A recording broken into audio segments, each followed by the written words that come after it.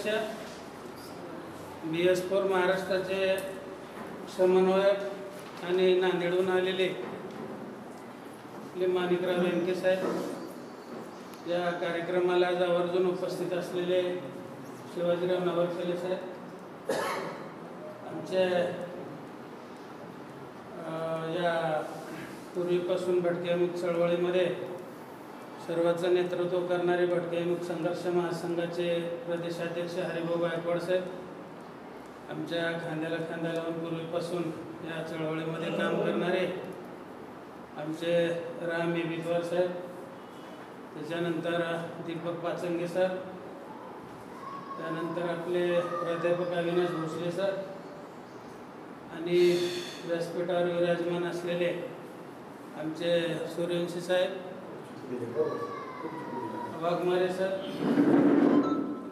तर या कार्यक्रमाचं जे आयोजन आहे तो 2-3 विषय एकत्र घेतलेले आहेत.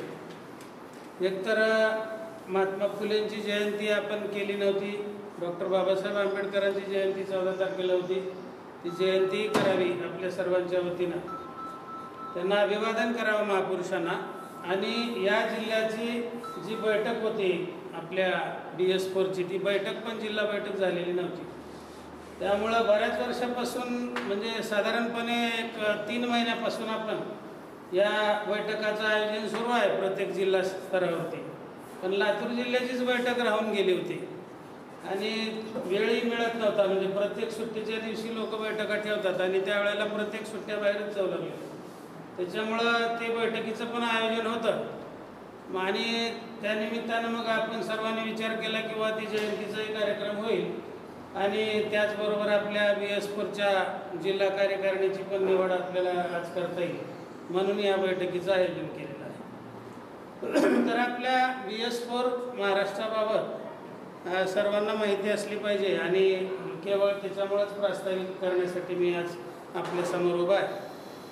BS4 महाराष्ट्राची जी सुरुवात झाली ती साधारणपणे 4 वर्षाखाली सगळ्या महाराष्ट्रातल्या सुपर क्लास 1 मंत्रालयापासून ते जिल्ह्यापर्यंत काम करणाऱ्या सर्व अधिकाऱ्यांची एक बैठक पुण्याला झाली होती. पहिल्यांदा एक बैठक औरंगाबादला झाली, त्याच्यानंतर पुण्याला झाली आणि त्या बैठकीमध्ये असा एकंदरीत सुरू होता की बाबा जी माणसं या समाजामधून शिकून सवरून पुढे गेलेले आहेत, शिकलेले आहेत, त्यांना सगळं कळतं आहे, त्यांनीच समाजाचं नेतृत्व करावं लागेल किंवा त्यांनी नियोजन करावं लागेल, काय करावं, कोणी करावं, कसं करावं हे कोणी ठरवायचं. मोलमजुरी करणाऱ्या माणसानं ठरवायचं, पालातल्या माणसानं ठरवायचं का जी माणसं शिकलेले त्यांनी ठरवायचं, नेमकं कुणी ठरवायचं.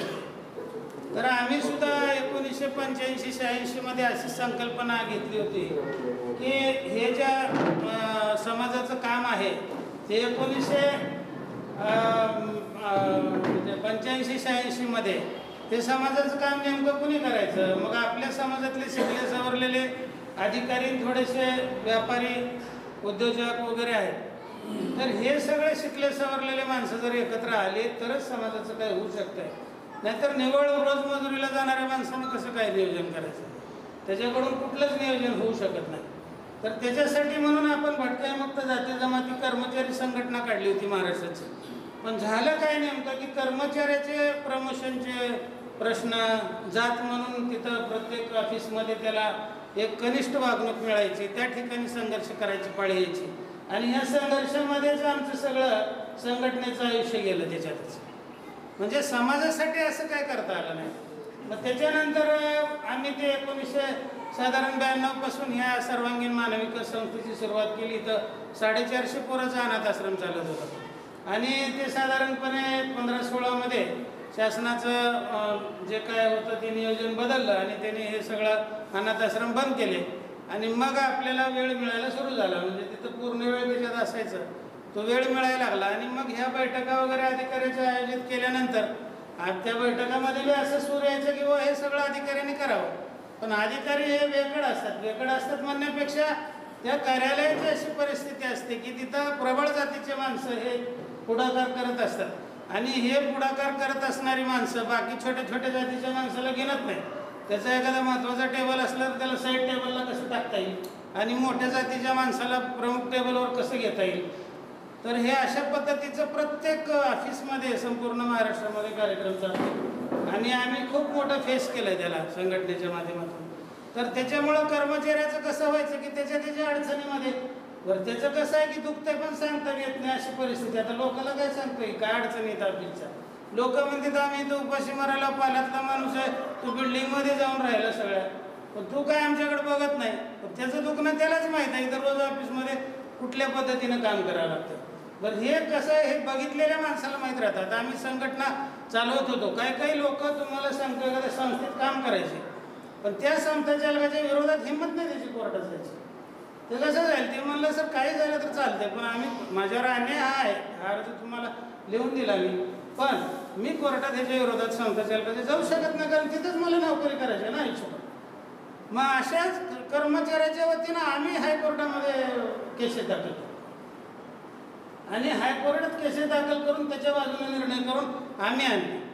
त्या कर्मचाऱ्याला सांगितलं की आम्हाला काय माहीत नाही आम्ही संघटनेला अर्ज दिला होता त्यांनी केस केली आहे ना हे आम्हाला माहीत नाही असं म्हणून तुम्ही बाजूला व्हा आमच्या मी बघू काय करायचं ते. अशा पद्धतीनं काम करावं लागतं. मग काय बाबा आता हे कर्मचाऱ्याच्या बाबतीमध्ये डॉक्टर बाबासाहेब आंबेडकरांनी शेवटी आग्र्याला भाषण करताना म्हणलं होतं की या शिकल्या सवरलेल्या माणसाने मला धोका दिला. तर त्याचं कारण काय होतं की साधारणपणे सर लिल्लीत गो म्हणून इथं हे होते आपले गव्हर्नर जनरल होते आणि त्याने असं ठरवलं की वा इथं मोठ्या कम्युनिटी आहेत, मुसलमान कम्युनिटी आहे, हिंदू कम्युनिटी आहे, हिंदू युनिव्हर्सिटी आहेत, मुसलमान युनिव्हर्सिटी आहे. मुसलमान युनिव्हर्सिटीला 3 कोटी रुपये दिले आणि हिंदू युनिव्हर्सिटीला 3 कोटी रुपये दिले. त्याच्यानंतर मग बाबासाहेब गेले त्याने म्हणले बाबा माझ्या दलित समाजाला काय तुम्ही हिंदू युनिव्हर्सिटीला 3 लाख रुपये दिले त्या काळामध्ये हां आणि यांना 3 कोटी रुपये दिले मग माझ्या दलित समाजासाठी काय माझा काय हिस्सा आहे का नाही. मग त्याच्यानंतर त्यांनी काय केलं की म्हणले तुमची युनिव्हर्सिटीच नाही ना बाबासाहेब आम्ही युनिव्हर्सिटीला द्यायचा निर्णय घेतला. ते म्हणले युनिव्हर्सिटी नसली तर काय माझ्या मुलांना मी एक युनिव्हर्सिटीसारखा एक तयार करू शकतो ना म्हणलं. मग काय करायचं तर म्हणले माझ्या 30 पोरांना भारताच्या बाहेर देशामध्ये शिक्षण घेण्यासाठी पाठवा त्याच्यासाठी पैसे खर्च करा सरकारनं जे 3-3 कोटी रुपये तुम्ही त्या युनिव्हर्सिटीसाठी खर्च करायला लागला ते 2 कोटी माझ्या पोरावर खर्च करा. आणि साधारणपणे ते सगळे निवडले गेले मुलं आणि साधारणपणे 31 लोक होते. त्याच्यामध्ये खोब्रागडे साहेब म्हणून जे होते त्यांची परिस्थिती चांगली होती. ती म्हणली मला शासनाच्या पैशाची गरज नाही फक्त मी यांच्यासोबत जातो. बाकी 30 लोकांना ते पैसे दिले गेले आणि ते 30 लोक सगळे शिकून भारतामध्ये आले. त्याच्यामध्ये KR नारायणन होते त्याच्यामध्ये असे सगळे 30 लोक मोठे होते सगळे IAS झाले IPS झाले IFS झाले वेगवेगळ्या सेवेमध्ये हे लोक गेले. पण ह्या लोकांनी पुन्हा त्यांची नोकरी त्यांच्या बदल्या त्यांचं प्रमोशन ह्याच्यासाठीच बाबासाहेबाकडे आले. समाजाकडे कुणी गेला नाही समाजामध्ये कुणी गेला नाही आणि त्याच्यामधले फक्त 2 अधिकारी असे होते की त्या 2 अधिकाऱ्यांनी पुन्हा समाजासाठी खूप काम केलं. पण हे प्रमाण किती आहे 30 मधले 2. तर ही अशी परिस्थिती आहे. त्याच्यामुळे त्याने आग्र्याला भाषण करताना त्याने म्हणजे अशी खंत व्यक्त केली होती डोळ्यात अश्रू आले होते की मला हे शिकले सवरलेल्या लोकांनी धोका दिला. मी प्रत्येक माणूस बाहेर देशात पाठवलेला परत भारतात आल्यानंतर तो एक बाबासाहेब आंबेडकर म्हणून काम करेल अशी माझी अपेक्षा होती. म्हणजे हे 30 बाबासाहेब तयार एक आला एकानं एवढं सगळं उभं केलंय काम तर हे 30 लोक किती काम तयार उभं करते ही माझी अपेक्षा होती म्हणले. आणि ती अपेक्षा फोल ठरली कारण सेवेतले माणसं किती आता त्याच्या मनाचा विषय आहे. तो त्यानं किती वेळ द्यायचा त्याच्या मानसिकतेवर अवलंबून आहे. काही माणसं आता ते 2 जे IAS अधिकारी होते त्यांनी भरपूर काम केलेलं आहे त्याच्यामध्ये म्हणजे चळवळीमध्ये समाजासाठी सामाजिक परिवर्तनासाठीच काम केलं. त्यांनी राजकारण कधी केलं नाही.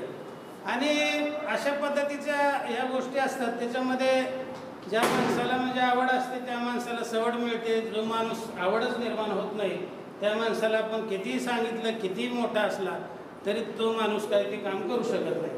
तर अशा पद्धतीनं आपण जे काही हे DS4 आहे ते भटका शोषित समाज संघर्ष सेना याचं नाव भटका शोषित समाज संघर्ष सेना B 1 वेळा येतं आणि S 4 वेळा येतं म्हणून BS4 असं त्याचं नाव आहे. तर त्याचे आयडॉल त्या संघटना म्हणलं की त्याला झेंडा असला पाहिजे त्या संघटनेला आयडॉल असला पाहिजे त्या संघटनेचा एक हेतू असला पाहिजे आणि एक आयडिओलॉजी असली पाहिजे. कारण कुठल्याही संघटनेचं आता आम्ही पाहिलंय चळवळीमध्ये जे काम कधीच होणार नाही अशा लोकांना सुद्धा, अशा लोकांची सुद्धा आपण कामं करून दिलेले. ज्याला नोकरी लागत नव्हती त्या माणसाला आम्ही भांडून तिथं त्याचा हक्क आहे म्हणून नोकऱ्या लावून दिल्या. जातीचे प्रमाणपत्र, व्हॅलिडिटी वगैरे रोजचे कामं, त्याच्या घराचे प्रश्न, त्याला घरं मिळवून दिले, जागा मिळवून दिल्या. ह्या सगळ्या जरी गोष्टी केल्या तरी कसं असतं की ज्यावेळेस माणसाची काही अडचण असते, माणसाचा प्रश्न असतो, त्या प्रश्नापर्यंत माणूस आपल्यापाशी असतो.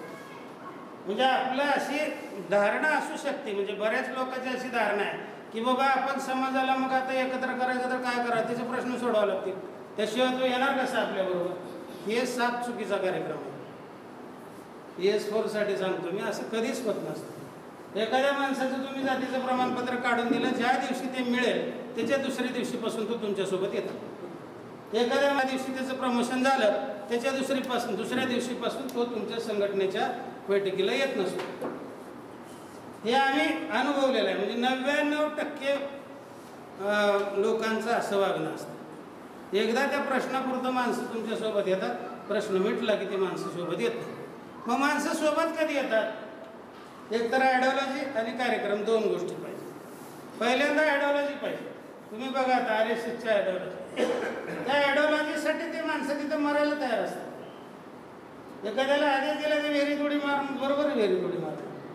तो कशासाठी मी मरेल, तुम्ही मला विहिरीतच उडी का मारायला आला, असा विषय नसतो. एक शिस्त असते आणि त्या शिस्तीमध्ये आज साधारणपणे 1925ला RSS तयार झालं होतं. आता साधारणपणे 100 वर्ष लागली आणि 100 वर्षाची त्यांची जी मेहनत आहे त्या मेहनतीमुळं ते आज सत्तेवर आहेत. तसंच बामशेपच्या बाबतीमध्ये कांशीरामजींनी 30 वर्ष मेहनत केली. 30 वर्ष बामशेपमध्ये त्यांनी मेहनत केली, BSP काढलं आणि 30 वर्षाच्या मेहनतीनंतर सगळा केडर उभा केलेला UPमध्ये उभा केला. आणि त्याच्यानंतर 8 वर्ष एका दलित समाजाची बाई उत्तर प्रदेश सारख्या जे की पंतप्रधान निवडून देणारं जे राज्य आहे त्या राज्याचे मुख्यमंत्री झाले. हे महाराष्ट्रात होऊ शकलं का? नाही होऊ शकलं. बाबासाहेबांनी जो पक्ष तयार केला होता त्याच्यामध्ये सगळ्या OBCला इन्व्हॉल्व करून घेऊन हे जर केलं असतं तर महाराष्ट्राचे सुद्धा एक नाही अर्धे मुख्यमंत्री आतापर्यंत दलिताचे राहिले असते किंवा मागासवर्गाचे राहिले असते. पण ह्याच्यामध्ये 52 पार्ट्या. आज RPI म्हणलं की कंसातलं वाचावं लागतं, तेव्हा ती कुणाची RPI कळते. असं बाबासाहेबांची RPIची परिस्थिती आहे. म्हणून कांशीरामजींनी म्हणले ही घाण साफ करायला मला आता वेळ नाही आणि ही साफ करत बसलो तर माझं आयुष्य संपून जाईल. त्यांनी इथून उठले आणि UPमध्ये गेले आणि UPमध्ये तिथं सरकार आणून दाखवलं. एकत्र येण्याची ताकद काय असते, एकत्र येण्याची शक्ती काय असते ते बाबासाहेबांनी लेखणीमध्ये दाखवून दिलं आणि तेच कांशीरामजीनं ग्राउंडवर दाखवून दिलं. बाकी कुणी दाखवू शकलं नाही. आणि कांशीरामजी एक्सपायर झाल्यानंतर, त्यांचं निधन झाल्यानंतर ती गोष्ट आता पुढं कधी अनुभवायला येईल माहीत नाही. कारण पुन्हा एकदा बाबासाहेब तर जन्माला यावं लागेल किंवा कांशीराम तरी जन्माला यावं लागेल. त्याच्याशिवाय ते दिवस आपल्याला बघायला मिळणार नाही. आणि प्रत्येक वेळेला कसं होत आहे की शिवाजी महाराज जन्माला आला पाहिजे पण शेजाऱ्याच्या घरामध्ये, भगतसिंग जन्माला आला पाहिजे पण शेजाऱ्याच्या महाजनाच्या घरामध्ये. म्हणजे ही मानसिकता आहे. आज आपण काम करत असताना या BS4ची रचना आपल्याला का करावी लागली? भटका शोषित समाज, संघर्ष सेना, हे इथपर्यंत का पोचवलं? मागच्या 3 वर्षापासून आपण फक्त त्या जिल्ह्यामध्ये नुसतं राजकीयच नाही तर सामाजिक काम करणारे कार्यकर्ते कोण आहेत हे हुडकण्यासाठी पहिल्यांदा प्रयत्न केला. आणि संपूर्ण महाराष्ट्रामध्ये अशा पद्धतीच्या परिषदा घ्यायचा कार्यक्रम आपण आयोजित केला. सुरुवातीला 2-3 परिषदा घेतली. एक परिषद लातूरला घेतली, एक परळीला घेतली, एक गंगाखेडला घेतली, एक बुलढाण्याला घेतली, एक नाशिकला घेतली. आणि असं होऊ लागलं की त्या परिषदेला माणसं येऊ लागले 400-500 जनरल माप समाजाचा. पण त्या परिषदेला खर्च होऊ लागला लाख रुपये. जेवण आलं, तिथं स्टेज आलं, ते सगळंच आलं. आणि आमची ताकद ते लाख रुपये उभा करण्यामध्ये जास्त चालली लोकांपेक्षा. मग आम्ही काय विचार केला की बाबा BS4ला आज कोणाची गरज आहे? पब्लिकची गरज आहे का विचारवंत नियोजन करणाऱ्या माणसाची गरज आहे? आणि त्याचं उत्तर असं होतं की नियोजन करणाऱ्या माणसाची गरज आहे. आणि मग आपण असं ठरवलं की फक्त विचारवंत लोक बोलवायचं, विचारवंत लोकांनाच बोलायचं, विचारवंत लोकांना विचार समजून सांगायचे. फुले शाहू आंबेडकरी विचार काय आहे तो त्यांना समजून द्यायचा. आणि माणूस म्हणून आपण कसं काय आता जगू पुढच्या काळात? आतापर्यंत जगू शकलो नाही, कारण जनावरातून रूपांतरच आतापर्यंत आपलं झालेलं नाही माणसामध्ये. मी स्पष्टपणे बोलतो आणि ह्याच्यावर माझी किती दिवस चर्चा करायची तयारी आहे आणि कुणासोबत बी करायची आहे. अजून आपण माणसाचं रूपांतर माणसात आपलं झालेलं नाही. आपण अजूनही पशुच आहोत मी म्हणतो, आणि त्याच्यावर ठाम आहे मी. कारण आपलं माणसाचं रूपांतर झालेलं असतं तर ही अवस्था आपली आज राहिली नसते. तर ही अवस्था बदलावी लागेल का नाही कधीतरी? आपण राजकीय परिस्थिती बघतो, वेगवेगळ्या राजकीय परिस्थिती निर्माण होतात. मग ह्या लोकांचं काय? हक्क आणि अधिकाराचं काय? आम्ही फक्त निवेदनं करायचे, निवेदनं करून मंत्र्यापर्यंत जायचं, मग तिथं काहीतरी प्रश्न सुटायसाठी आमचे गल्लीबोळातले गाव लेवलचे प्रश्न असतात. बाकी समाज आमच्याकडच्या नजरेने बघतो की बस चला सर काहीतरी करतील, हरिभाऊ काहीतरी करतील, ही अडचण माझ्याकडे आली. आता हरिभाऊ म्हणजे काय खूप मोठा नाही किंवा मी कोणी खूप मोठा नाही. मग आम्हाला काय करावं लागेल? कुठल्या तर राजकीय पार्टीशी लागे बांधे ठेवावे लागायचे, साहेब आम्ही तुमच्या आमच्या कधी अडचण नंतर बघा. आणि मग अशा पद्धतीनं काय झालं, ही माणसं सगळे कुठं ना कुठं राजकारणाशी जोडले गेले. पण त्याच्यामुळं काय झालं की हक्क आणि अधिकार जे हिरावून घ्यावे लागतात ते चापलुसीनं किंवा कुणाच्या पाया पडून कधीच मिळत नाही. त्याच्यापासून आम्ही वंचित राहिलो. कुठल्या नेत्याकडे गेलं पाहिजे ही अपरिहार्यता आमची, त्याला पर्याय नाही, त्या अपरिहार्यता आहे. त्याच्यात त्याच्याशिवाय कामच होत नाहीत ना तुमचे. कुठल्या तरी राजकीय पुढाऱ्याकडे गेल्याशिवाय कामं कशी व्हायची? पण जे आपले संविधानाने दिलेले हक्क आणि अधिकार आहेत ते मात्र आपण संघर्षातूनच मिळवू शकतो, कुणाच्या पाया पडून मिळवू शकत नाही. आतापर्यंत भटक्या विमुक्त जाती जमातीच्या चळवळीमध्ये आम्ही एक 10 चाकी टायर जी ट्रक असते त्याचं जे काही 14-16 टन लोड असतं तेवढे निवेदनं दिली असतील. सगळ्या संघटनांनी मिळून गेले 75 वर्षांमध्ये. काय उपयोग झालेला आहे त्याचा? साधारणपणे सोलापूरला 2 पंतप्रधानाच्या उपस्थितीमध्ये मेळावे झाले. नेहरूच्या उपस्थितीमध्ये 60च्या दरम्यान मेळावा झाला, 84च्या वेळेला राजीव गांधीच्या उपस्थितीमध्ये मेळावा झाला. 10-10 लाख लोक त्या मेळाव्याला होते. नेहरूने यशवंतरावला सांगितलं, म्हणले भटक्या विमुक्त जाती जमाती हे जे लोक आहेत भटक्या विमुक्ताचे ह्यांना SC-ST मध्ये टाका, कुठे ॲडजस्ट होतील बघा.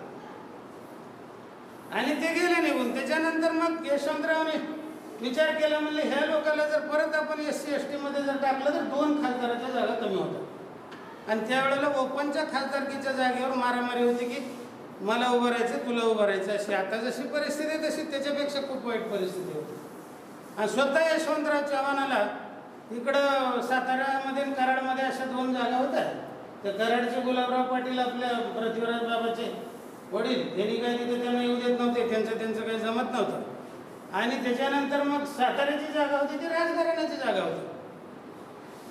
त्या राजघराण्यातलंच कोणतरी उभं राहायचं, निवडून यायचं. मग एवढं हे संकटाचा काळ त्यांच्यावर की असं एक जागा जर मागासवर्गासाठी गेली तर आम्ही कुठं उभं राहायचं?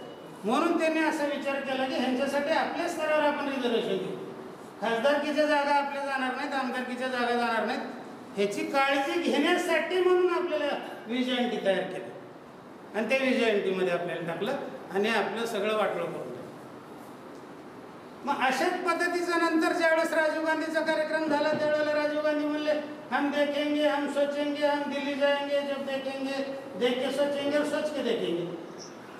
तेवढंच भाषण झालं त्यांचं. तिथून सगळे परत म्हणजे त्याने ते सिरियसली घेतलं नाही. शरद पवार त्यावेळेला अध्यक्ष होते त्या कार्यक्रमाचे. तर हे अशा पद्धतीचं आता मेळावा पंतप्रधानाला 10 लाख लोकांचा मेळावा, ह्याच्या पुढे काय मेळावा घेणार आपण? ह्याच्यापेक्षा काय मोठं घेणार? तर हे मेळावा वगैरे हे जे आहे ना हे सगळं गोडीतला विषय आहे. ह्यानं प्रश्न सुटत नाही. तुम्ही आता परवा जरांगीचं आंदोलन बघितलं असेल. मागासवर्गीयमध्ये सुद्धा ती कम्युनिटी नाही, बरोबर आहे. मराठा समाज हा 50% मध्ये जे SC-ST NT OBC SBC हे येतं आणि उरलेल्या 50 मध्ये ओपन समाज असतो. आपल्या मागासवर्गीयचे लोक त्या रामदास आठवल्यापासून मराठ्यांना आरक्षण दिलं पाहिजे. आरक्षण कुणाला मिळतं? जे मागास आहे त्याला आरक्षण मिळतं. मग तो समाज मागास आहे का? नाही, मग तू कशासाठी म्हणतो त्यांना आरक्षण? म्हणजे ते मागास आहेत म्हणूनच म्हणतो ना तो. म्हणजे आम्हीच म्हणायचं त्यांना आरक्षण मिळायला पाहिजे, त्यांना आरक्षण मिळालं पाहिजे. पण अरे तुझं पण कोण आहे तिथं? ते मागासच नाही तर तुम्ही म्हणू शकता का त्याला आरक्षण दिलं पाहिजे?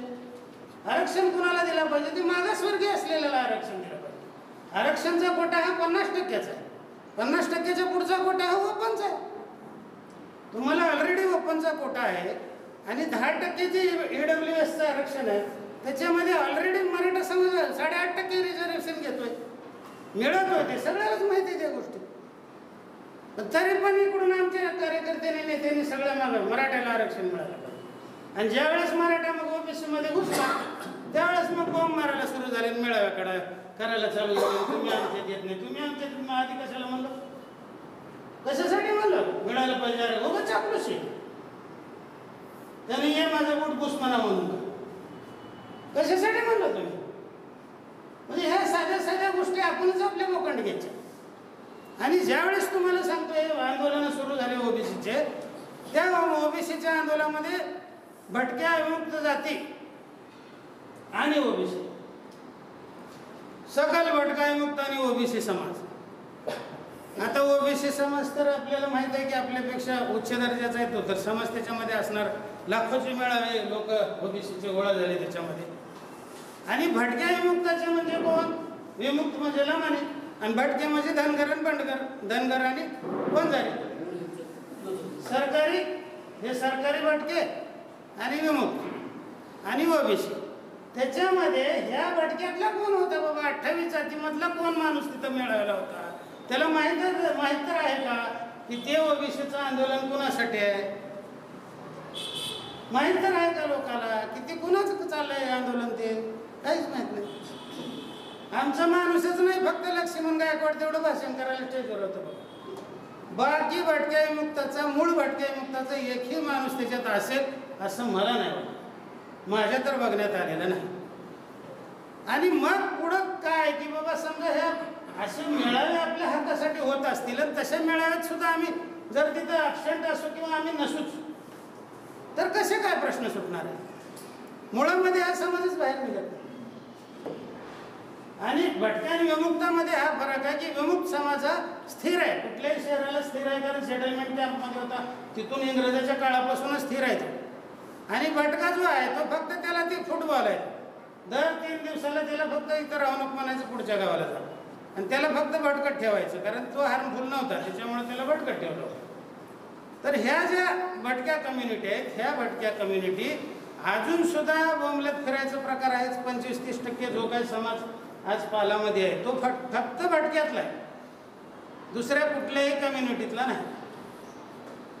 आणि आता काय झालंय की हौसेनं भटकणं झालं. आता काय कायदे करायला लागणार आहे.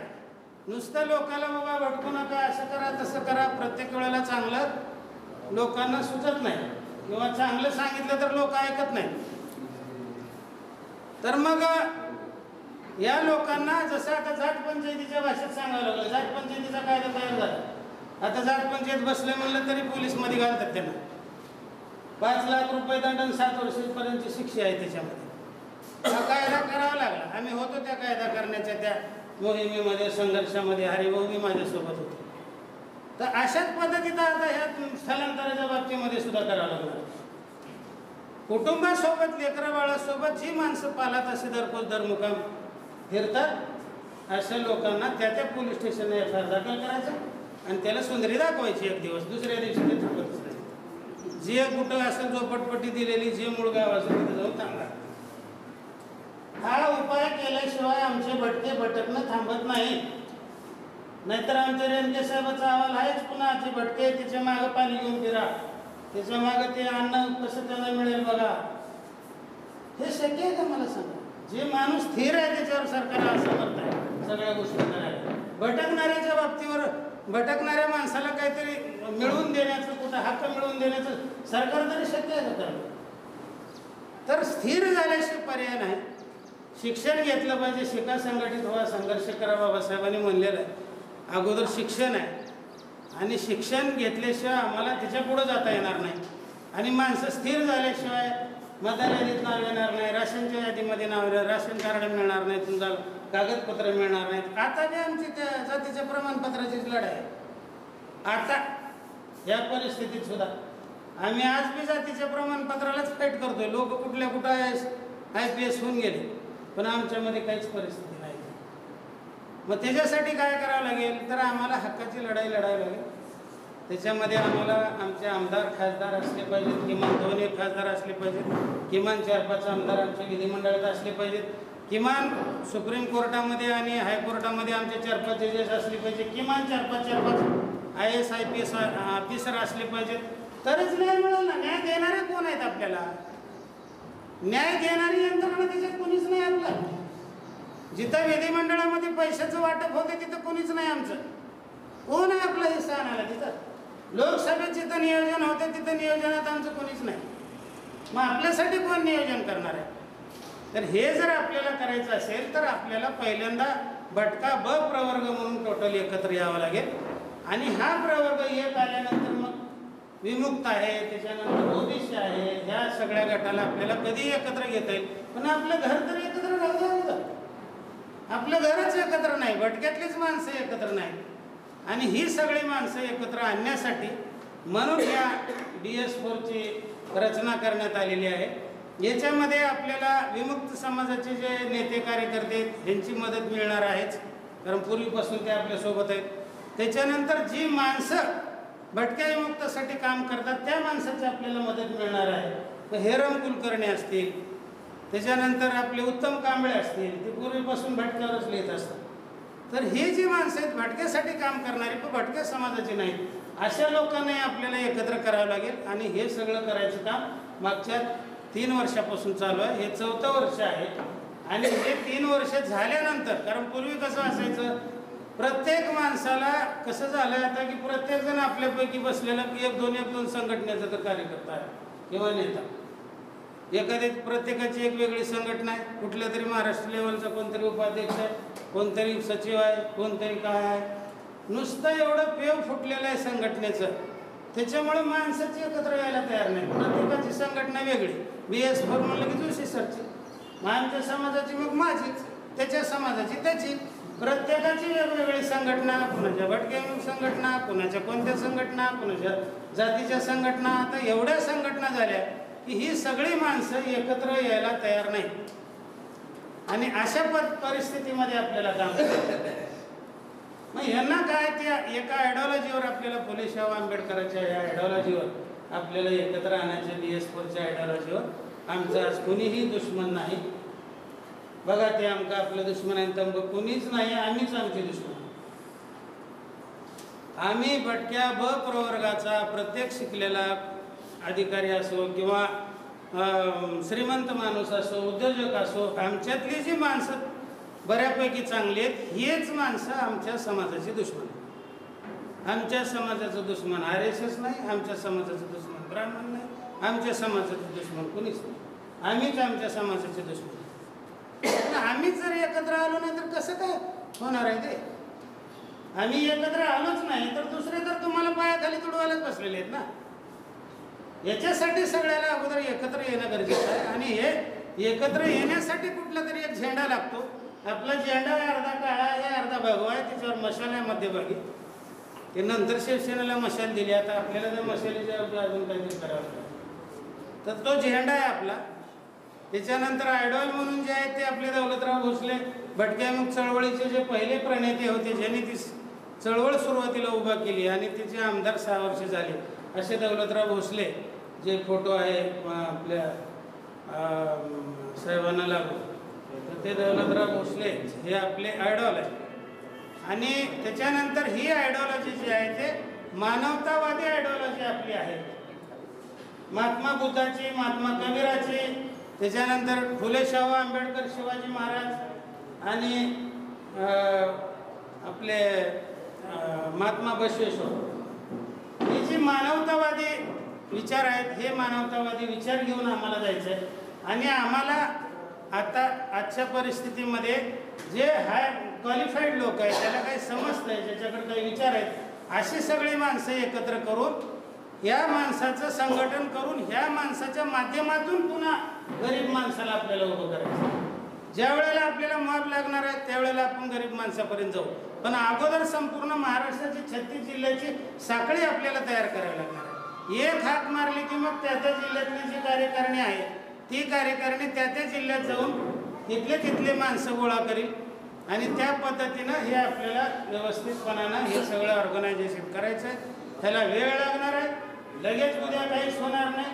ज्या पद्धतीनं भामशेप उभा केलं होतं कांशीरामजीने त्याच पद्धती सरकारी कर्मचाऱ्याचं ऑर्गनायझेशन होतं आणि राजनैतिक जे काही गोष्टी कराव्या लागतात राजकारण करण्यासाठी, अराजनैतिक गोष्टी तुम्हाला आधी पक्क्या कराव्या लागतात.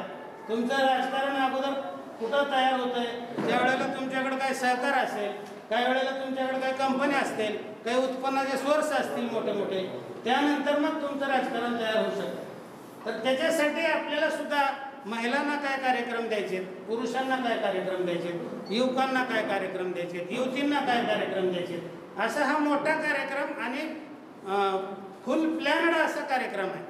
तर ह्या कार्यक्रमासाठी महाराष्ट्राची राज्य कार्यकारिणी तयार झालेली आहे. त्याच्यामध्ये 25 लोक निवडले गेलेले आहेत, अजून 10 लोक त्याच्यामध्ये निवडले जाणार आहेत. 35 लोकांची राज्य कार्यकारिणी आहे आणि बाकी मार्गदर्शक मंडळ जे आहे, प्रतिनिधी मंडळ आहे, साधारणपणे 500 लोकांचं प्रतिनिधी मंडळ आहे आणि ते 500 लोकांचं प्रतिनिधी मंडळच ते संघटना निवडणार आहे. संघटनेचे जे सभासद आहेत ते सभासद त्या जिल्ह्यातले प्रतिनिधी निवडणार आणि ते प्रतिनिधी मग सगळ्या राज्याची संघटना निवडणार. अशी याची रचना या BS4ची आपल्याला माहीत असावं हे सांगतो. तर आता हे सगळं आपल्याला करत असताना राजकारण वगैरे तर करावंच लागेल आणि शेवटचा जो बिंदू आहे याचा, तर हा शेवटचा जो बिंदू आहे तो राजकारणाचा आहे BS4 आणि आम्हाला राजकारण करावंच लागेल. आम्ही स्वतंत्र पक्ष म्हणून काम करू आणि त्यावेळेला आम्ही हे दबाव गटाचं काम करू. आम्हाला माहीत आहे की आमची माणसं निवडून येणार नाही, तर निवडून येणाऱ्याला आम्ही पाडू आणि ज्या वेळेला 100 माणसं आम्ही महाराष्ट्रात पाडू त्यावेळेला आमच्याकडेच लाईन सगळ्या आणि ते म्हणतील की बाबा कमीत कमी ह्यांनी माणसं नाही थांबवली तरच आमची माणसं निवडून येऊ शकतात. ह्यांनी जर माणसं थांबवले तर आपली माणसं निवडून येऊ शकत नाहीत. एक 2-4 गोष्टीचा उहापोह करून मी माझं हे प्रास्ताविक वजा हे सगळं संपवतो. तर याच्यामध्ये आपल्याला ज्या प्रमुख गोष्टी आहेत याच्यामध्ये, तर आपल्याला 1-2 गोष्टी आहेत की BS4ची जी कल्पना आहे ती अजून स्पष्ट व्हावी. तर BS4 हे सेवा करण्यासाठी निर्माण झालेलं नाही. आम्हाला संपूर्ण परिवर्तन पाहिजे. सेवा म्हणजे एखादा माणूस जर भीक मागत असेल तर त्याला भीक वाढणे ही सेवा आहे, पण त्याला भीकच मागायची पाळी येऊ नये अशी निर्मिती त्याची करणे त्याला परिवर्तन होतं.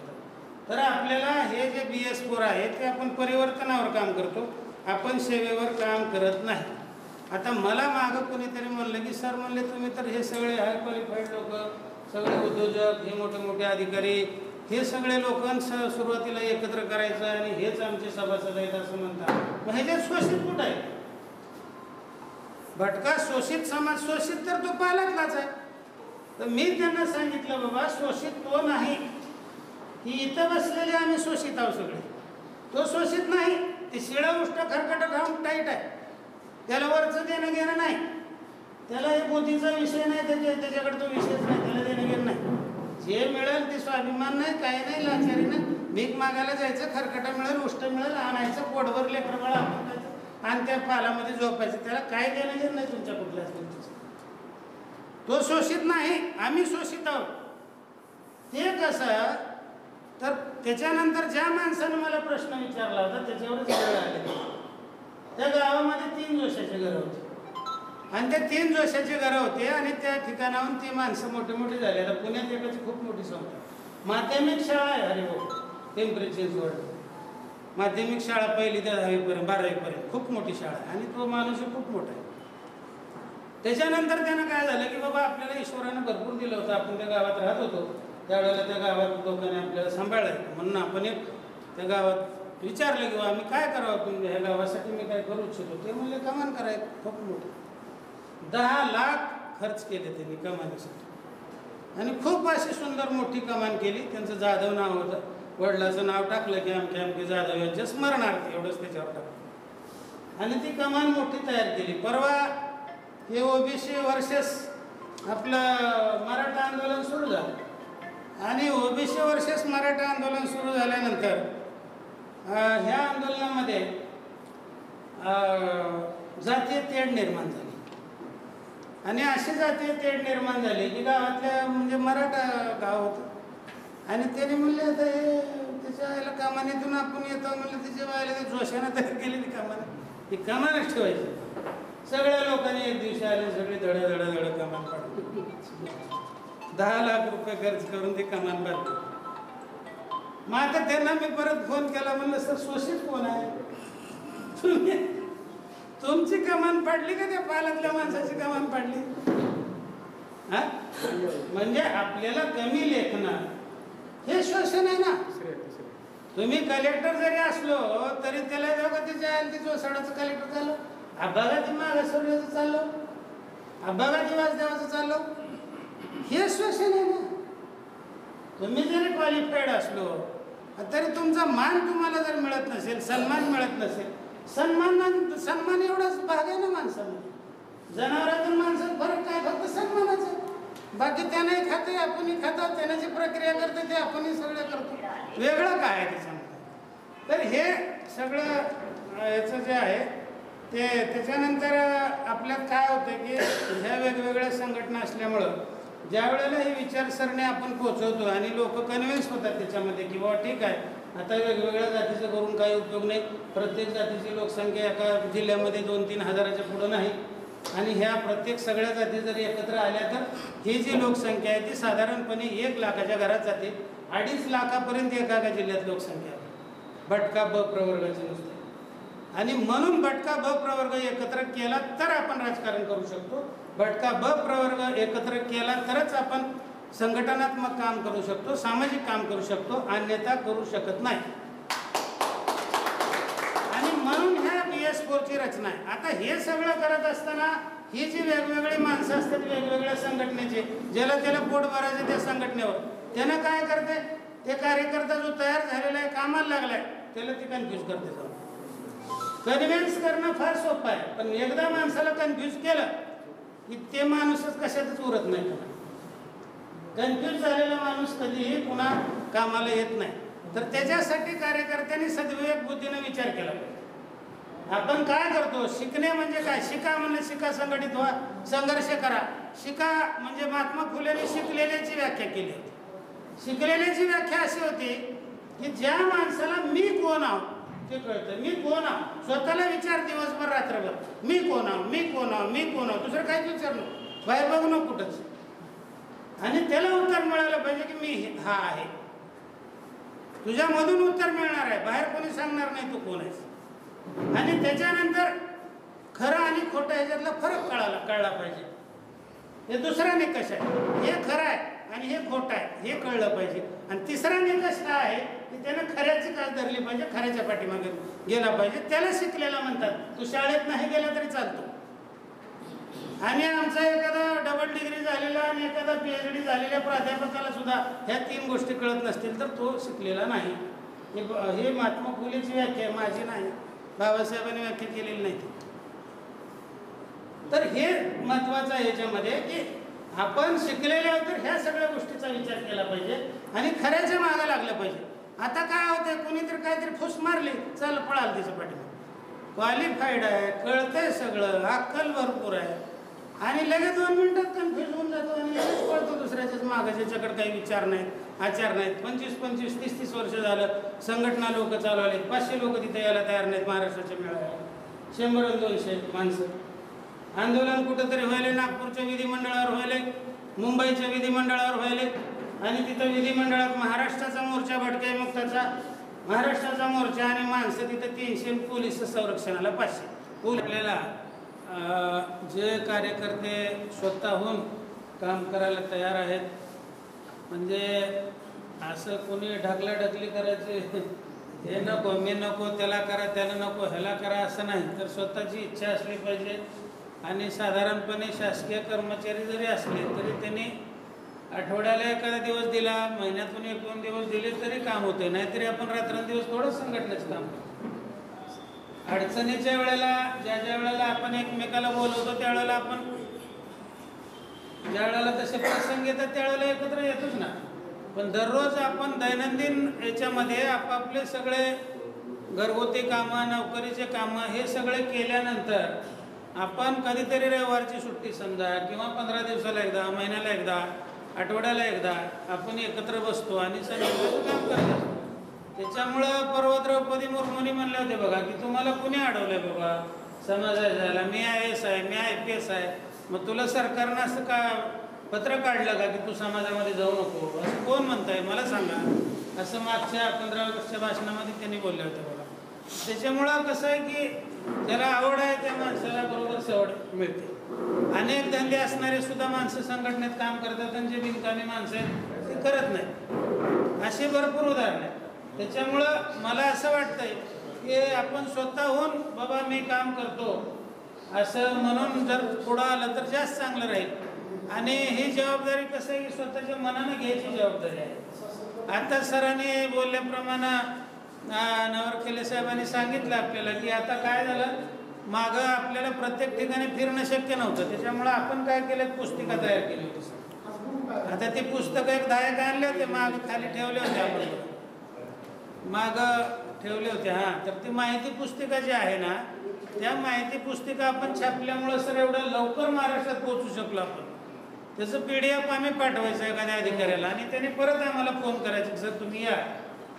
आणि त्याच्यामुळं त्याचा एवढा मोठा फायदा झाला की त्याच्यानंतर आता आपल्या काशी कापडी समाजाचे जे अध्यक्ष आहेत रमेश कुंदूर म्हणून, ज्यांनी आपल्या ह्याच्या आळंदीच्या कार्यक्रमाला 1,28,000 रुपये त्यांच्या समाजाकडून देणगी दिली होती आणि त्याच्यामुळं तो कार्यक्रम फार चांगल्या पद्धतीने आपण पार पाडू शकतो. तर त्यांनी सुद्धा सांगितलं की त्यांची प्रेस आहे स्वतःची, की त्यांनी सांगितलं सर याची एक आवृत्ती तयार करा चांगली, अजून तुम्हाला काय बदल करता येतं ते करा आणि त्याचं एक पुस्तिका आपण तयार करू आणि ती घराघरात कशी पुस्तिका पोचेल. आता रेणके साहेबांनी सांगितल्याप्रमाणे की ती घराघरात कसं पुस्तक पोचेल, घराघरात आयडॉल म्हणून दौलतराव भोसलेचा फोटो कसा पोचेल, जे लोक विचार करतील ना हे PS4 काय तर लिहिलेलं आहे, फोटो दिलेला आहे, माहिती पुस्तिका दिलेली आहे, ते वाचून तर बघतील, वाचल्यानंतर मग फोटो वगैरे त्यांना कळेल ते काय चाललंय ते. हा नाही कॅलेंडर तर करू ना, होय ना. आता कसं होतंय सर, आपल्यात वासुदेव समाज संघटना, गोंधळी समाज संघटना, काही जोशी समाज संघटना, काही हिसाडी समाज संघटना, अशा अनेक संघटना आहेत आपल्या याच्यामध्ये. त्याच्यामध्ये ते काशी कापडी समाज संघटना आहे, प्रत्येक जण कॅलेंडर काढते सर आणि ह्या प्रत्येकानं मी विनंती केलेली आहे. आता रेणुका गोंधळी समाज संघटना म्हणून आपल्या नाशिकला स्वतंत्र कॅलेंडर खूप मोठं काढतात. तर मी सगळ्यांना विनंती केली की बाबा तुम्ही स्वतः कॅलेंडर काढू नका, आपण सगळे मिळून कॅलेंडर काढू. तुम्हाला कुणाचे वाढदिवस, कुणाचे फोटो पाहिजेत, तुम्ही जे कॅलेंडरमध्ये टाकता ते सगळे आपण याच्यात टाकू आणि एक मोठा कॅलेंडर आपण काढू. आपल्यामध्ये काही लोक कुंडली तज्ञ आहेत, भयानक मोठे कुंडली तज्ञ आहेत, भयानक मोठे अभ्यासक आहेत, ह्याचे आपले भविष्याचे सुद्धा. तर त्या लोकांना सुद्धा बोललो मी, त्यांनी म्हणले सर आम्ही सगळं जे काय भविष्य लागणार आहे सगळं आम्ही तयार करून देतो. राशी भविष्य, दररोजचं भविष्य, दररोजचं काय वर्तमान आहे ते सगळं आम्ही त्याच्यामध्ये तिथी वगैरे रोजचं असतं ना, ह्या मागच्या बाजूला पूर्ण आम्ही तयार करून देतो म्हणले आणि अद्यावत देतो, जे आतापर्यंत म्हणजे काल निर्णयमध्ये सुद्धा लोक बघणार नाहीत आणि आपल्याकडे बघतील. तर डिसेंबरमध्ये ते नियोजन आहे त्या कॅलेंडरचं आणि हे सगळ्या समाजाने मिळून जर आपण त्या PS4च्या खाली केलं तर ते सगळ्यात चांगलं राहणार आहे. 17 कॅलेंडर आपण काढतो, त्याला कुणीही बघत नाही, कारण ते काल निर्णय असल्याशिवाय त्याचा उपयोगच होत नाही, कारण बाकीची माहिती त्याच्यात काय नसते. जसं ते लाल आणि निळं छापलं जातं तसं फक्त छापून मिळतं ना, त्याचा काहीच उपयोग होत नाही. तर ते एक नियोजन आहे. हे पुस्तकाने जे फोटो सरांनी आता सांगितलं तर ते एक आपण नियोजन करू की एक पुस्तिका आणि आपल्या दौलतराव भोसलेचा फोटो कसा घराघरात पोचतो, हे एक चांगली आयडिया आहे. आणि हरिभाऊने सांगितल्याप्रमाणे आपण हरिभाऊ सुरुवातीला तोच प्रयत्न केला होता 3-4 वर्षाखाली की हे संघटनेचे अध्यक्ष, आता अध्यक्ष कसे झाले, मला अध्यक्ष व्हायचं, मी दोघांचा सोबत घ्यायचं, 2,000 रुपये दिले की धर्मादायमध्ये एक रजिस्ट्रेशन होतं आणि ती 4 कागद पिशवीत गुंडाळून माझ्या कुठल्या तरी झोपडीच्या कोपऱ्यात ठेवून द्यायची. त्याला कधी पुन्हा मी बघत नाही, उंदरानं कातरून टाकलेत काहीच माहीत नाही. हे अशा संघटना आहेत 5.5. तर आम्ही काय केलं की ज्या वेळेला आता आम्हाला कळालं की बाबा लातूरमध्ये आलो लातूरमध्ये गोंधळी समाज संघटना कार्यरत आहे. आमचे राजेश भांडे सर आहेत, राजेंद्र वनारसे आहेत, अजून कोणतरी आहे. आम्ही काय केलं की इथं आल्यानंतर त्या दौऱ्यामध्ये आम्ही प्रत्येकाला भेटायचा प्रयत्न केला आणि प्रत्येकजण आम्हाला भेटले. आम्ही त्यांना सांगितलं किंवा ही आयडिओलॉजी आहे, तुमच्या संघटना आहेत ना, तुम्हाला बंद करा म्हणत नाही आम्ही. तुमच्या संघटनेला कुलूप टाका, तुमच्या समाजाचे कार्यक्रम घेऊ नका असं कोण म्हणलं. कार्यक्रम तर घ्यावाच लागणार आहेत, पण हे कार्यक्रम घेताना बॅनर जे आहे ते आपल्या BS4चं लावा. कार्यक्रम गोंधळी समाजाचा होऊ द्या, दुसऱ्या समाजाचा होऊ द्या, घिसाडी समाजाचा होऊ द्या, पण बॅनर जे लावायचं ना ते BS4 लाव. कुणालाही सांगताना सांगितलं पाहिजे की हा BS4चा कार्यक्रम आहे, जोशी समाजाचा नाही, गोंधळी समाजाचा नाही, पण समाजाचा पूर्ण नुसते पूर्ण गोंधळी समाजाचा कार्यक्रम होऊ द्या, काही हरकत नाही, पण तिथं BS4चं बॅनर लावा. सगळ्यांनी जर BS4चं बॅनर लावलं तर ते एवढं प्रसिद्धी होईल त्याची की प्रत्येकजण म्हणेल BS4चाच कार्यक्रम चालू आहे. कुठे वासुदेवामध्ये तेच चालू आहे, जोशात तेच चालू आहे, आपल्या चिखलकरामध्ये तेच चालू आहे, कताऱ्यामध्ये तेच चालू आहे. काय बाबा हे सगळीकडे BS4च लागले आणि एक प्रकारचं असं चांगलं वातावरण तयार होतं. आपापल्या संघटना आपण जीवन ठेवा, संभवून टाका. आम्हाला त्याच्याशी काय BS4ला देणं घेणं. आपल्याला काय करायचं आपण समर्थात त्याच्यामध्ये, तुम्हाला त्याचा अधिकार आहे, तुम्हाला काय करायचं. फक्त एवढं करा की आपण सगळे त्या संघटनेत आपण एका समाजाचे म्हणून जसे आहेत तसं पूर्णच्या पूर्ण BS4चे आम्ही म्हणून काम केलं. बाकी काहीच अपेक्षा नाही. कोणी संघटना बंद करावी ह्याच्यात आमचा इंटरेस्टच नाही सर. त्यांच्यात त्यांनी काम करावं, पण BS4 म्हणून त्यांनी BS4च्या सोबत सगळ्यांनी यावं आणि ह्या सगळ्या संघटना जर BS4 सोबत आल्या तर ह्याला चांगले दिवस यायला काही वेळ लागणार नाही. कारण कसं असतं सर, जे प्रवाहाच्या विरोधात पोहोचते ते फार कमी असतं. आता आपल्याला एखाद्या पाण्यातून पलीकडे एखादी मेंढर पाठवायची, एक मेंढर उचलून टाका लागते मध्ये, एक उचलून पाण्यात नदीत टाकलं की ते कडेला गेलं की बाकी सगळे मेंढे काट्या घेऊन थांबत नाही सर. सगळे धडा धडा धडा धडा उड्या मारणार आणि सगळे त्या कडेला निघून जाणार. तर अशी परिस्थिती आणि तीच परिस्थिती उद्या येणार आहे. आज 80% संघटना समाज सर फक्त काठावर उभारून बघायला ती बुडतंय आम्ही पवायला. आणि आम्ही ज्या वेळेला त्या काठाच्या पलीकडे जाऊ आणि जवळपास आता आम्ही काठाला आलोय असं म्हणायला हरकत नाही, कारण रिस्पॉन्स एवढा चांगला आहे सगळ्या मोठ्या अधिकाऱ्यामधून. कारण आज आम्हाला कसं आहे की आज आम्हाला मोर्चे काढायची गरज नाही, आम्हाला मोर्चाचं नियोजन करणाऱ्या लोकांची गरज आहे, त्या मोर्चाला पैसा पुरवणाऱ्या माणसाची गरज आहे, त्या मोर्चाला सगळ्या सुविधा पुरवणाऱ्या माणसाची गरज आहे, त्याचं निवेदन काय असावं हे तयार करणाऱ्याची गरज आहे. आम्हाला आज मोर्चा काढणाऱ्याची गरज नाही. त्याच्यामुळं आम्ही फक्त वैचारिक लोकांपर्यंत पोचायचं हे चालतं. प्रमुख माझा आता प्रत्येकाला पत्रिकेवरून पाठवताना सुद्धा मी फोन केलेले प्रमुख कार्यकर्त्यांना घेऊन, ज्यांना हे कळतंय बोललेलं, ज्याला काहीतरी करावं अशी इच्छा आहे आणि जे काय करणार आहे. ज्याला काही कळतच नाही असं त्या माणसाला आज उपयोग नाही.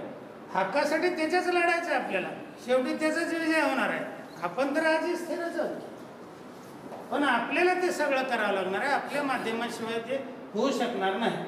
तर आता आपल्याला हे जिल्हा कार्यकारिणी जी तयार करायची आहे त्याच्यामध्ये विविध समाजाचे माणसाला नेतृत्व मिळावं, वेगवेगळ्या समाजाच्या माणसाने नेतृत्व करावं, स्वतःहून जे सक्षम आहेत माणसं त्या माणसाने पुढं यावं अशी माझी अपेक्षा आहे. आणि त्याच्यानुसार मग आपले जिल्ह्यातले 4-5 जे काय आपण पदं निवडू ते माणसं पुन्हा बाकी इतर समाजाच्या माणसाला इन्व्हॉल्व करून घेतील.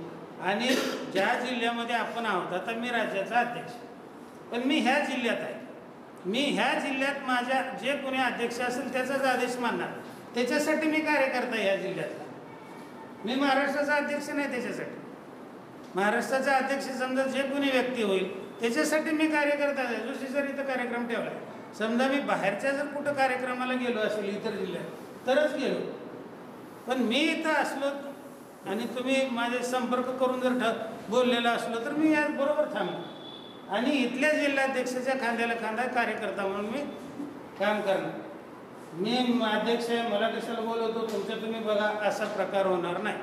ज्या आता आमच्या नांदेडला गेलो, आमच्या नांदेडमध्ये माणिकराव रेणके साहेब आहेत, कोषाध्यक्ष आमचे बालाजी डोईजड साहेब आहेत. तर तिथे गेल्यानंतर बालाजी डोईजड किंवा रेणके साहेब म्हणणार नाही की मी राज्याचा मला बोलू नका, तिथल्या अध्यक्षाने ह्यांना बोलावलं साहेब कार्यक्रमात, तर ह्यांना जावंच लागलं. तर अशा पद्धतीचं म्हणजे ते आयडिओलॉजीच आहे, बायोलॉजीच आहे तसा. ते सगळ्या गोष्टी काय म्हणजे एका 4 तासात 2 तासात मी नाही सांगू शकत, पण ह्या पद्धतीचं काम असावं आणि सगळ्यांनी मिळून जर सगळ्याचा सन्मान ठेवून आपण जर करू शकलो तर खूप मोठं काम करणार होतं. फक्त एकमेकाचा सन्मान आपल्याला राखला पाहिजे आणि ती प्रत्येकाने राखावं अशी माझी विनंती आहे. तर आता सगळ्याला आपल्याला विनंती आहे की आपण आता आपली कार्यकारिणी निवडताना आपल्या आळंदीच्या कार्यक्रमामध्ये आपल्या लातूर जिल्ह्याचे सचिव म्हणून उत्तम भोसलेची आपण निवड केलेली आहे, महासचिव म्हणून. बरोबर. हां, तर ते रिटायर झालेले आहेत, एस टी महामंडळामध्ये होते आणि पूर्ण वेळ देऊ शकतात. त्याच्यामुळे त्यांनी मान्य केलं की सर मी वेळ देतो आणि त्यांना त्यांचं सचिव म्हणजे महासचिव केलं होतं लातूर जिल्ह्याचं. तर लातूर जिल्ह्याचा अध्यक्ष आहे, लातूर जिल्ह्याचे उपाध्यक्ष आहे, लातूर जिल्ह्याचे कार्याध्यक्ष आहे, असे आपण एक 4-5 पदं जर निवडली तर त्या 4-5 लोकांनी परत समाजामध्ये शिकल करायचं. आपल्या त्या जयसिंग टाकला बोलावलं होतं पण ते काय आले नाहीत. जयसिंग टाकला हरिभाऊने मी बोललो होतो, ते येतो म्हणले होते, आले नाहीत. त्याच्यानंतर वैदू समाजाचे धनगर आहेत, त्याचं आडनाव धनगर आहे, ते आले नाहीत. दुर्गा धनगर, म्हणजे अशी बरीच मंडळी आहे चांगली पूर्वी काम केलेलं आहे. हां, तर त्यानंतर हे 2-4 आपले पदाधिकारी निवडल्यानंतर परत त्यांना बोलवून घेऊन एखादी बैठक घेऊन परत त्यांची आपण निवडतो. तर आता सर्वांनाच विनंती आहे की स्वतःहून आपलं बाबा मी तयार आहे असं कोणीतरी म्हणावं असं मला वाटतंय. आहेत ते इतर पदाधिकारी पाचंगे सर आणि आता जे काही निवडलेले आपले 2-4 पदाधिकारी आहेत, हे सगळे पदाधिकारी नंतर त्यांनी शोध घ्यावा वेगवेगळ्या समाजाच्या. त्याचा मी पण शोध घेत आहे, काही घेतलेले पण ते आज आले नाही. तर त्यांना सगळ्यांना आपण परत एकदा बोलवून घेऊन आपण त्यांना चर्चा करून त्यांना परत पदं देऊ. आपल्या याच्यामध्ये सुद्धा बसवंत गोळे सर आहेत, आपले अर्जुन आहेत, आमचे श्याम गोळे समन्वयक म्हणून काम करतात ते सध्या. त्याच्यानंतर बालाजी गोळे म्हणून आरमूळचे आहेत. तर यांचं सुद्धा खूप सिंहाचा वाटा या सगळ्या कामामध्ये. पुढच्या आपण बैठकीमध्ये परत ह्या सगळ्यांना इन्व्हॉल्व करून घेऊ कार्यकारिणीमध्ये, कारण आपली कार्यकारिणी 35 लोकांची आहे आणि राज्य कार्यकारिणीवर आपल्याला त्या त्या जिल्ह्यातले मार्गदर्शक म्हणून जे आपण निवडतो, तर त्याच्यामध्ये आमचे अविनाश भोसले सर असतील, त्याच्यानंतर आमचे हे जाऊ नका फोटो काढायचे फोटो, त्याच्यानंतर आमचे माधव क्षीरसागर असतील किंवा आपले नवखेले सर असतील, पुन्हा आमचे राजेश पांडे. तर हे सगळे राज्य कार्यकारिणीवर आपल्या जिल्ह्यातले हे 5-6 लोक पुढच्या आळंदीच्या बैठकीमध्ये तो ठराव घेऊन आपण ह्या सगळ्या माणसाला राज्य कार्यकारिणीवर मार्गदर्शक म्हणून घेऊ. कारण मार्गदर्शकाच्या 10 समित्या आहेत, मार्गदर्शकाच्या 10 समित्या आहेत, 10 समित्या. त्या सगळ्या समित्यावर त्याच्यामध्ये पुरस्कार वितरण म्हणजे पुरस्कार निवड समिती एक आहे, महत्त्वाची समिती आहे. अर्थ व नियोजन समिती, 10 समिती आहेत. तर ही जी मार्गदर्शक मंडळी आहेत त्या समित्यावर लागणार आहे. तर हे सगळे जे आता मी नावं घेतले, ही सगळे माणसं आपण राज्य कार्यकारिणीचे त्या मार्गदर्शक तज्ज्ञ मार्गदर्शक म्हणून जे निवडतो सर, तर त्याच्यामध्ये आपली सगळ्याची निवड करू. मात्र ते आपण बैठकीतच करतो, कुणाची निवड आपण असं कुठं करत नाही, ती बैठकीतच करावी लागते. एखादा माणूस अनुपस्थित राहिला तर त्याची निवड आपण करत नाही. जसं काही लोक आता आपल्याला भेटले वेगळ्या समाजाचे पण अनुपस्थित असल्यामुळे आपण त्यांची निवड केली नाही. तर याच्यामध्ये आपले बरेच अजून पदाधिकारी निवडायचे. 35 लोकांची जिल्हा कार्यकारिणी आहे. त्याच्यामुळं पुढच्या काळामध्ये आपल्याला पाचंगे सरच्या नेतृत्वाखाली इथं आपल्याला सगळ्या जातीच्यांना आपण हे द्यायचं. आता आपण सगळे ग्रुप फोटो घेऊ सगळ्याचा. काही लोक पुढच्याच्या पाठीमागे उभा करू.